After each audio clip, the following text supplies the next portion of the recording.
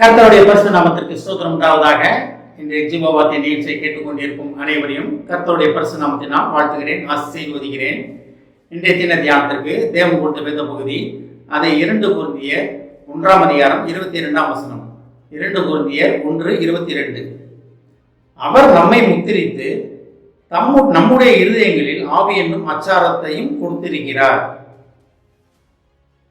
இன்றைய தினம் பரிசுத்த என்னும் அச்சாரத்தை நம்மிடத்தில் கொடுத்திருக்கிறார். அச்சாரம்னா நம்ம எல்லாத்துக்கும் தெரியும். மாட்டு வண்டியில் பார்த்தீங்கன்னா அந்த சக்கரத்தை வண்டியோட இணைக்கிறது ஒரு அச்சாணி இருக்கும், அதுதான் அந்த அச்சாரம். அது கலண்டாச்சுன்னா சக்கரம் தனியாக ஓடிடும், வண்டி தனியாக விழுந்துடும். இது எல்லாத்துக்குமே தெரியும். இன்றைக்கி அதுக்கு வெவ்வேறு பேர்கள் வந்திருக்கலாம், அதனால அது அச்சாணி அச்சாரம் அதுதான் சொல்லப்படுகிறது. அப்போ தேவன் நமக்கு பரிசுத்த என்னும் அச்சாரத்தை கொடுத்திருக்கிறார். அப்போ பரிசுத்தவர் தான் நம்மளையும் இயேசுடன் இணைக்கிற ஒரு பிதாவுடன் இணைக்கிற ஒரு காரியம். ஒரு இணைக்கிற ஒரு பின், ஒரு காட்டுப்பின், ஒரு இணைக்கிற ஒரு பின். அது 2 காரியங்களை இணைப்பதும் அதுதான்.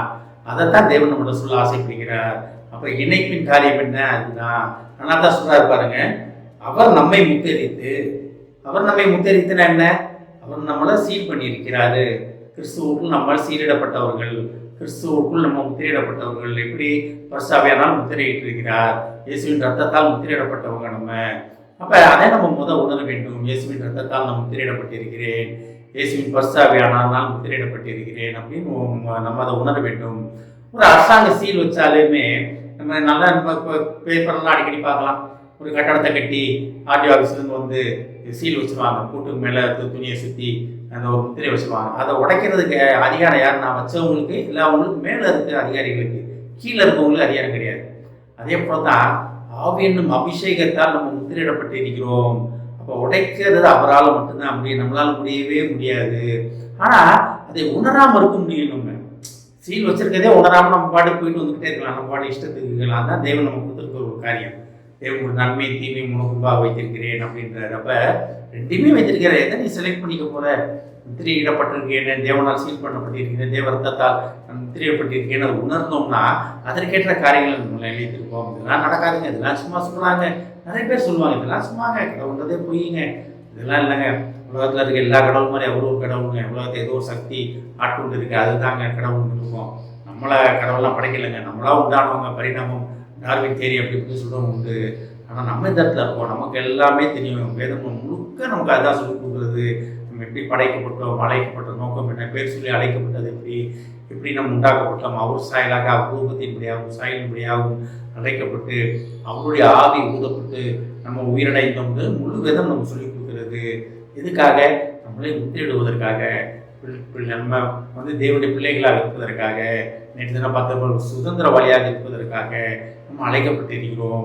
ஆனால் தான் பாருங்க, நம்முடைய இருதயங்களில் ஆவி என்னும் அச்சாரத்தையும் கொடுத்திருக்கிறார். அப்ப ஆவி என்னும் அச்சாரம், ஆவி என்னும் அந்த அச்சாணி நம்மளை என்ன பண்ணுது? தேவனுடன் இணைக்கிறது, கிறிஸ்துவோட நம்ம இணைக்கிறது. அப்ப இணைத்து கொண்டிருக்கிறோம். அந்த இணைப்பை துண்டிப்பது நம்ம கையில் இருக்கு, அதை நம்ம எடுத்துக்கலாம்.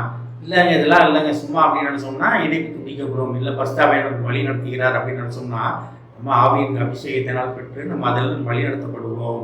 அதனால தான் கர்த்தர் சொல்லியிருக்கிறார். என்ன சொல்கிறார் இயேசு கிறிஸ்து? நான் போவது உங்களுக்கு பிரயோஜனமாக இருக்கும், நான் மேலே போனால் தான் பரிசுத்தவான் என்ற தேற்றரவாளனாகிய பரிசுத்தவான் வருவார். அவர் சகல சத்தியத்துக்குள்ள உங்களை வழி நடத்துவார்.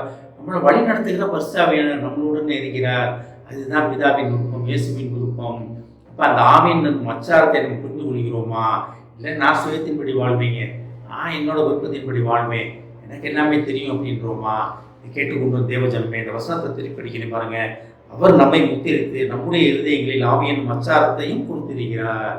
அப்போ முத்திரிக்கப்பட்டிருக்கிறோம், ஆவி என்னும் அச்சாரத்தால் தேவனுடன் இணைக்கப்பட்டிருக்கிறோம். அதை உணர்ந்து அதற்கேற்றபடி நடந்து கொள்வதற்காக கர்த்தர் நம்மளை அழைக்கிறார். ஆமென். ஜெபிப்போம். எங்களை அதிகமான அன்பின் பரலோக பிதாவே, நீர் எங்களை முத்திரித்து எங்களுடைய இருதயத்தில் ஆவி என்னும் அச்சாரத்தை கொடுத்திருப்பதற்காக நன்றி நன்றி நன்றி ஆண்டவரே. நாங்கள் பிதாவுடனும் குமாரனுடனும் இணைக்கப்பட்டிருப்பதற்காக நன்றி ஆண்டவர், நன்றி ஆண்டவரே. அந்த இணைப்பு பலகையாக, இணைப்பின் அச்சாரமாக ஆவியானவர் இருப்பதற்காக நன்றி ஆண்டவரே. ஆவியானவரின் அபிஷேகத்தை உணர்ந்து அதற்கேற்றபடி நடந்து கொள்ள நீர் எங்களை அழைத்து கொண்டு இருப்பதற்காக நன்றி ஆண்டவரே.